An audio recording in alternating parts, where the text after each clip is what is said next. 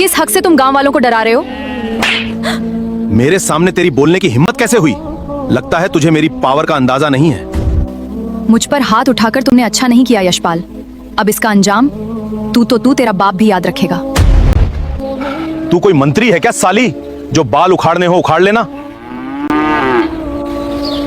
अगर यशपाल सिंह को नहीं रोका गया तो वो हमारे घर हमसे छीन लेगा।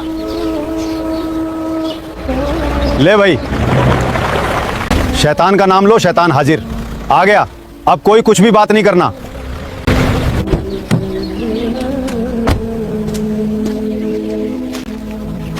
यहां किस बात की मीटिंग चल रही थी? कुछ नहीं, बस वैसे ही बातें करके टाइम पास कर रहे थे। तो फिर मेरी तरफ ऐसे क्यों देख रहा है? अपनी नजर नीचे रख। तुम लोगों की इतनी हैसियत नहीं कि मेरे सामने आंख उठाकर बात करो। सच सच बताओ, क्या तुम सब मेरे खिलाफ बातें कर रहे थे? नहीं विधायक जी, हम आपके खिलाफ कहां बात कर सकते हैं। इनका सामान इनके सामने ही घरों से बाहर फेंक दो।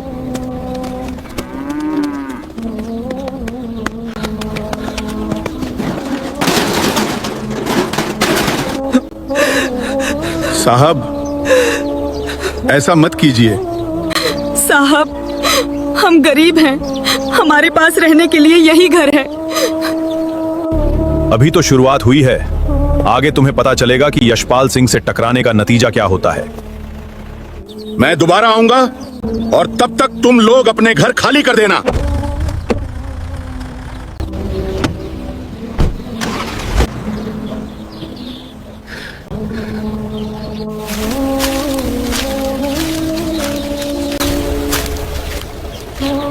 हमारा गांव इतना बदला बदला क्यों लग रहा है? काका, ये किशनपुरी है ना? हाँ बेटी, यही किशनपुर है। मैं 10 साल बाद वापस आई हूँ, इसलिए गांव को पहचान नहीं पा रही थी। हमारी बेटी कितने भी साल बाद लौटे, हम उसे पहचान ही लेते हैं। अच्छा काका, अब मैं घर जाके देखती हूँ कि आखिर यहाँ ठीक ठाक है या नहीं। बेटी, ऊपर से सब ठीक लगता है लेकिन परेशानी बहुत है। ऐसा क्यों? मैं क्या बताऊं, वो पेड़ के नीचे चंद्रभान बैठा है, उससे जाकर पूछ ले। देख रहे हो यशपाल सिंह कितना धोखेबाज हो रहा है। वो हमारे घर खाली करवाकर यहाँ अपनी फैक्ट्री लगाना चाहता है। पता नहीं कब तक हम गरीबों को यूं ही परेशान करता रहेगा। पहले उसके आदमी सिर्फ धमकाते थे और अब सीधे घर खाली करने को कह रहे हैं। यशपाल सिंह कहकर गया है कि जल्दी अपने घर खाली कर दो। हम अपना घर नहीं छोड़ेंगे। इसी छत के नीचे हमारे बच्चे पले हैं। ये घर हमारे बाप दादा की निशानी है, हमारा की निशानी है। हम इन्हें किसी भी कीमत पर फैक्ट्री के लिए खाली नहीं करेंगे। अब हमें इस यशपाल की शिकायत करनी चाहिए कि यशपाल सिंह हमारे साथ कोई अनहोनी ना करे। धीरे धीरे सभी लोग अपने घरों की तरफ चले गए और उनके चेहरे पर चिंता साफ दिखाई दे रही थी। तुम्हारा नाम क्या है? मेरा नाम प्रियांशु है। असल में मैं 10 साल बाद गांव लौटी हूँ, इसलिए शायद कोई मुझे पहचान नहीं रहा। क्या तुम गांव में मेरी मदद करोगे? किस तरह की मदद? मुझे गांव को देखना है और समझना है। क्यों नहीं, मैं तुम्हें पूरा गांव दिखाता हूँ। दोनों आगे बढ़ते हुए अमरूद के बाग में पहुंचे। ये हमारे गांव के बाग का सबसे स्वादिष्ट अमरूद है, खा के बताना कैसा है। सुमन पेड़ के नीचे बैठकर अमरूद खाने लगी और बोली, सच में बहुत स्वादिष्ट है। क्या तुम पढ़ाई करते हो? हाँ, मैं यूपीएससी की तैयारी कर रहा हूँ। अच्छा, अरे वाह, ये तो बहुत अच्छी बात है। तभी गांव की सड़क पर कई गाड़ियां तेजी से आती दिखाई दी। लगता है गांव वाले डर कर अपने घरों में छिप गए हैं। हाँ, लेकिन आज मैं उन्हें खुद बाहर निकालूंगा। आ गया है। बहुत खुदगर्ज है, पता नहीं आज क्या करें। सब लोग कहां मर गए? अपने घरों से बाहर निकलो, वरना मुझे घरों के दरवाजे खुद तोड़ने पड़ेंगे। कुछ ही देर में गांव वाले गर्दन झुकाए उसके सामने आकर खड़े हो गए। यशपाल ने गरज कर कहा, क्या मेरी वजह से तुम सब अपने घरों में दुबक कर बैठ गए थे? जो लोग घरों में छिपे हैं उन्हें भी बाहर बुलाकर लाओ, वरना उनके लिए अच्छा नहीं होगा। विधायक जी, मैं अभी बाकी लोगों को बुलाकर लाता हूँ। धीरे धीरे जो लोग घरों में थे वो भी बाहर निकल गए। एक आदमी ने डरते हुए पूछा। विधायक जी बताइए क्या हुक्म है? कल मैंने क्या कहा था समझ में नहीं आया था क्या? अपना घर मेरे लिए खाली कर लो, फिर भी तुम लोगों ने मेरी बात नहीं मानी। अब बताओ, मेरे कहने के बाद भी घर खाली क्यों नहीं किए? साहब ये हमारे घर हैं, हमारे बच्चों का सिर छिपाने के लिए यही एक जगह है। अगर आपने हमें यहाँ से निकाल दिया तो हम अपने बच्चों को लेकर कहाँ जाएंगे? मुझे तुम्हारी मजबूरी से कोई मतलब नहीं। मुझे यहाँ फैक्ट्री बनानी है और ये घर मेरे रास्ते में नहीं आने चाहिए।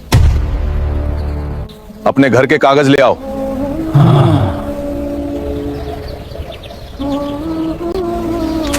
साहब ये हमारे घर हैं, हमारे बच्चों का सिर छिपाने के लिए यही एक जगह है। अगर आपने हमें यहाँ से निकाल दिया तो हम अपने बच्चों को लेकर कहाँ जाएंगे? तू मुझे सिखाएगा मुझे क्या करना है क्या नहीं करना है? मुझे तुम्हारी मजबूरी से कोई मतलब नहीं। मुझे यहाँ फैक्ट्री बनानी है और ये घर मेरे रास्ते में नहीं आने चाहिए। फिर उसने गांव वालों की तरफ देखकर कहा। सब लोग अपने घर के कागज लेकर आओ। एक आदमी मजबूरी में दस्तावेज लेकर आया। यशपाल ने कागज पर उसके अंगूठा लगवाया। यशपाल ने कागज पर उसका अंगूठा लगवाया और बोला, अब तुम्हारा घर मेरे प्रोजेक्ट का हिस्सा है।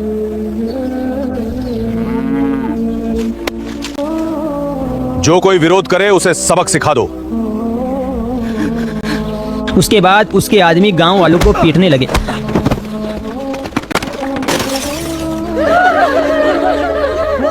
और डर के मारे उनके कागज जमीन पर बिखर गए। गांव वाले जमीन पर गिरे अपने कागज समेट रहे थे। यशपाल सिंह गाड़ी में बैठते हुए बोला, मैं फिर आऊंगा, तब तक अपने घर खाली करने के लिए तैयार रहना। लगता है गांव में फिर कोई फड्डा हुआ है।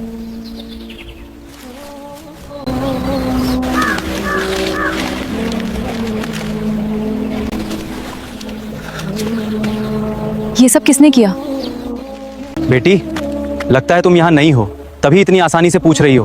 तुम अभी उन लोगों को नहीं जानती। वो इंसान नहीं है, दरिंदा है, दरिंदा। तो तुम उसकी शिकायत पुलिस स्टेशन में क्यों नहीं करते? चौकीदार जी आप ही इसकी शिकायत कीजिए ना। बेटी मैं उसका नाम लेकर मुसीबत नहीं मोल ले सकता। अगर उसे पता चला कि मैंने उसके खिलाफ कुछ बोला है तो वो मुझे भी नहीं छोड़ेगा। बेटी चौकीदार सही कह रहे हैं। हम यशपाल सिंह के खिलाफ बोलकर अपना घर और परिवार दोनों खतरे में नहीं डाल सकते। गांव वालों को इस हालत में देखकर सुमन को बहुत दुख पहुंचा। सुमन ने गांव वालों को अपने घरों में जाते हुए देखा और बोली, यहाँ के लोगों के अंदर बहुत डर बैठ चुका है। खत्म नहीं किया गया तो यशपाल सिंह इसी तरह अपनी मनमानी करता रहेगा। तुम्हारी बात सही है, लेकिन पहले हमें यह समझना होगा आखिर उस यशपाल विधायक को कैसे रोका जाए। क्या तुम्हें लगता है कि ये लोग उसके खिलाफ आवाज उठा सकते हैं? अकेले कोई नहीं बोलेगा, लेकिन अगर सब एक साथ हो जाएं, तो यशपाल भी हर किसी को नहीं दबा सकता। फिर हमें इन लोगों का भरोसा जीतना होगा और उसके खिलाफ पक्के सबूत जुटाने होंगे। बिल्कुल, क्योंकि सिर्फ आरोप लगाने से कोई हमारी बात नहीं मानेगा। यशपाल के साथ बड़े बड़े अधिकारी और नेता जुड़े हुए हैं, इसलिए हमें ऐसा सबूत चाहिए जिसे कोई झुठला ना सके। ठीक है, कल सुबह चौकीदार और गांव की बैठक बुलाते हैं और वहीं तय करेंगे कि आगे क्या करना है। जी ठीक है, सुबह यहीं मिलते हैं। दोनों ये बात कर ही रहे थे, तभी प्रियांशु के पिता वहां आ गए। लगता है इस लड़की के चक्कर में तो हमें मरवा कर छोड़ेगा। लड़की तू क्यों हमारी जान के पीछे पड़ी हुई है? हमारे बेटे का पीछा छोड़ दे और हमें सुकून से जीने दे।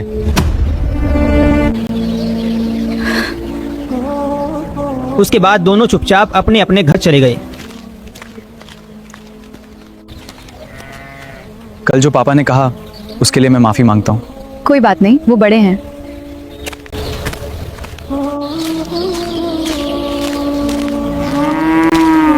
दोनों चौकीदार के सामने जाकर खड़े हुए तो सुमन ने चौकीदार से कहा, चौकीदार जी सभी गांव वालों को इकट्ठा करो। आज फैसला होगा कि तुम लोग कब तक ये जुल्म सहते रहोगे।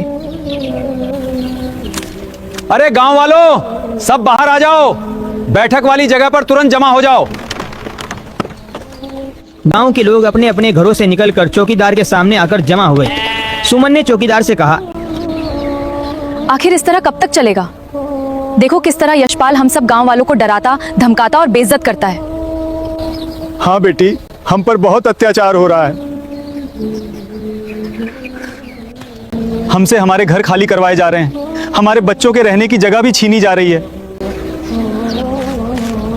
हमसे जबरदस्ती कागजों पर दस्तखत करवाए जाते हैं, मना करने पर मारने की धमकी दी जाती है। मजबूरी में हमें अपने घर खाली करने के कागजों पर हस्ताक्षर करने पड़ते हैं। पता नहीं हमें इंसाफ कब मिलेगा और हम चैन से कब रह पाएंगे। घबराओ मत, अब तुम्हारे साथ ऐसा नहीं होने दूंगी। तुम्हारे घर तुमसे कोई नहीं छीन पाएगा। तभी एक आदमी बोला, सुमन, वो विधायक है, बहुत खतरनाक आदमी है। तुम कोई मंत्री हो क्या? क्या बिगाड़ लोगी तुम उसका? अगर तुम्हें कुछ हो गया तो? तू कौन है और तू हमें इतनी मुश्किल में क्यों फंसाना चाह रही है? ये भोले भाले लोग हैं, ये नहीं जानते वो कहां और तू कहां। तू क्या कर लेगी? वो बहुत ताकतवर आदमी है, हमारी बात मानो तो उसके खिलाफ मत जाना, वरना वो तुम्हें अपने नौकरों के पास छोड़ देगा। और उसके नौकर बहुत ताकतवर हैं, तुम्हारा बुरा हाल कर देंगे। अगर तुम सब मेरा साथ दोगे तभी मैं कुछ कर पाऊंगी। मैं अकेली यशपाल सिंह का मुकाबला नहीं कर सकती। क्या तुम लोग मेरे साथ खड़े होने के लिए तैयार हो? हाँ बेटी, हम तुम्हारा साथ देने को तैयार हैं। हाँ बेटी। जब तुम लोगों ने मेरा साथ देने का फैसला कर लिया है तो अब आगे जो होगा मिलकर देखेंगे। जरा सोचो, आज वो तुम्हारे घर के कागज लेकर तुम्हें उजाड़ रहा है और कल तुम्हारे बच्चों के सिर से भी छत छीन सकता है। अगर आज हम चुप रहे तो आने वाली पीढ़ी हमें कभी माफ नहीं करेगी। सुमन ने चौकीदार से पूछा, क्या तुम्हारे पास गांव के पुराने घरों के कोई कागज मौजूद हैं? हाँ बेटी, कई घरों के पुराने दस्तावेज हमारे पास सुरक्षित रखे हैं। फिर चिंता मत करो, कोई भी हमारी मर्जी के बिना हमारे घर नहीं छीन सकता। सुमन ने प्रियांशु से कहा, तुम गली में ऐसी जगह कैमरा लगा दो जहां यशपाल सिंह के आदमियों की हरकतें साफ रिकॉर्ड हो सकें। मैं ऐसी जगह कैमरा लगाऊंगा जहां किसी को उसके बारे में पता ना चले और उनकी सारी बातें रिकॉर्ड हो जाएं। कैमरे लगा दिए हैं, अब यशपाल सिंह के आदमी जो भी करेंगे हमारे पास उसका सबूत होगा। तभी दूर से यशपाल सिंह की गाड़ियां अपने आदमियों के साथ गांव की तरफ आती हुई दिखाई दी। लगता है वो आ गया है। अब तुम लोग बस मेरा साथ देना, आज मैं उससे बात करके ही रहूंगी। अरे चौकीदार! जी बाबूजी। मैंने कहा था ना कि आज तक सभी लोग अपने घर खाली कर लेना। विधायक जी, हमने पहले भी आपको बता दिया था कि हम अपने घर छोड़ने के लिए तैयार नहीं हैं। मेरी बात मानने से इनकार करने की इतनी हिम्मत कैसे हुई? क्या तुम्हें पता नहीं मैं कौन हूं?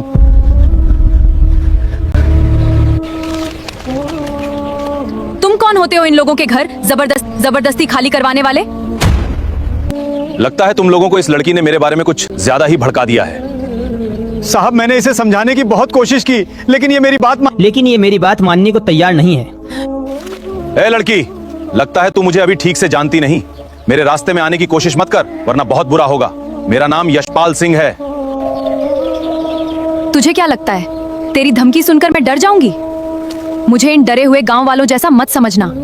यशपाल सिंह ने गुस्से में सुमन के गाल पर जोरदार थप्पड़ मार दिया और गरज कर बोला, इतनी हिम्मत कि मेरे सामने आवाज उठाएगी? शायद तुझे मेरी पावर का अंदाजा नहीं है।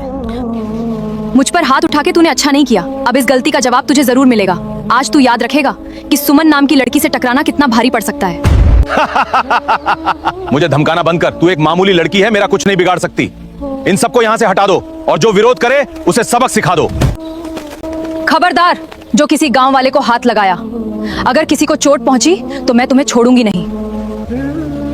यशपाल चिल्लाया, पहले इसे ही हटाओ। तभी दूर से कई पुलिस गाड़ियों के सायरन सुनाई दिए और गाड़ियां चौराहे पर आकर रुक गई। पुलिस वाले बाहर निकलकर यशपाल को चारों तरफ से घेरने लगे। यशपाल घबराकर बोला,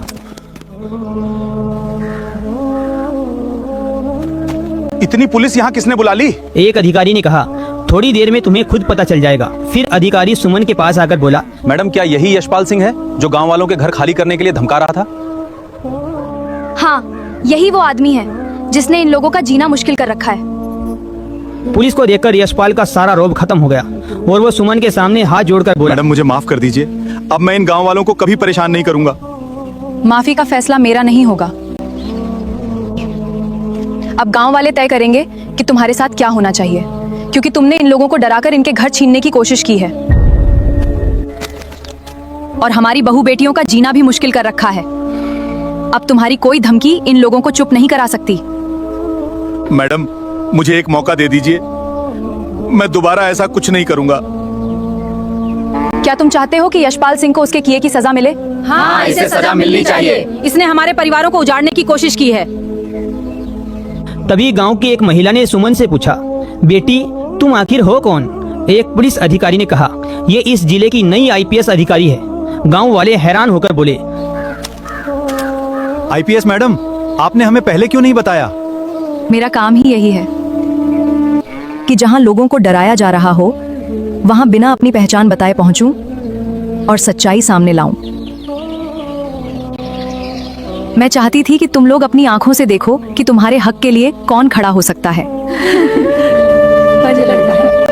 गांव वाले खुशी से सुमन के सामने हाथ जोड़कर बोले, ऊपर वाला हर गांव को तुम्हारे जैसी बेटी अब दे। इसे तुरंत थाने ले जाइए और इसके खिलाफ सभी सबूतों के आधार पर कड़ी कानूनी कार्रवाई कीजिए। जी मैडम। और कोर्ट में यशपाल को 2 साल की सजा सुना दी। सुमन ने प्रियांशु के माता पिता से कहा, अब तो प्रियांशु की शादी कर दो, उसके लिए कोई अच्छी सी लड़की तलाश करो। प्रियांशु बहुत अच्छा लड़का है, इसलिए उसके लिए अच्छी सी लड़की तलाश करो। और तुम मेरे बारे में भी सोच सकते हो। अगले ही दिन प्रियांशु और सुमन की शादी हो गई। सुमन 2 दिन गांव में रुकी और फिर अपनी ड्यूटी पर लौट गई। तुम्हारी बहुत याद आएगी। और मैं तो सो भी नहीं पाऊंगा। कब तक लौटोगी? एक पल भी नहीं काटा जा रहा तुम्हारे बिना। बहुत याद आ रही है, जल्दी आऊंगी। मुझे भी तुम्हारी याद आ रही है, जल्दी आऊंगी।